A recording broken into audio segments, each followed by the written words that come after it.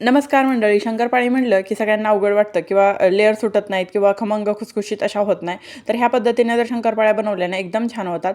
एकाच वाटीनं मी असं 1 वाटी पाणी 1 वाटी साखर आणि साखर विरघळे एवढंच मी पाणी गरम करून घेतलं आहे. विरघळल्यानंतर एका ताटात काढून घेतलं. तूप थोडंसं गरम करून घेतलं, तेही ताटात काढून घेतलं. त्यात इलायची पावडर आणि मीठ टाकून घेतलं, मिक्स करून घेतलं आणि ह्यात बसेल एवढाच मैदा टाकून घ्यायचा आणि चांगलं असं मळून घ्यायचं घट्टसर आणि मळल्यानंतर 1 ते 2 तास असं रेस्ट करायला ठेवून द्यायचं.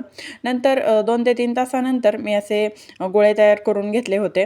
नंतर असं ते लाटून घेतलं आणि शंकरपाळीचं असं काप करून घेतले. शंकरपाळीचे असे व्यवस्थित काप करून घेतले.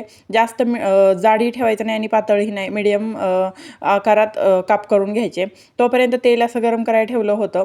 तेलाचं आधी फुल गॅस आणि नंतर जेव्हा शंकरपाळ्या टाकतो त्यावेळेस बारीक गॅस करून घ्यायचा. शंकरपाळ्या एकदम खुसखुशीत होतात आणि लेअर छान सुटतात.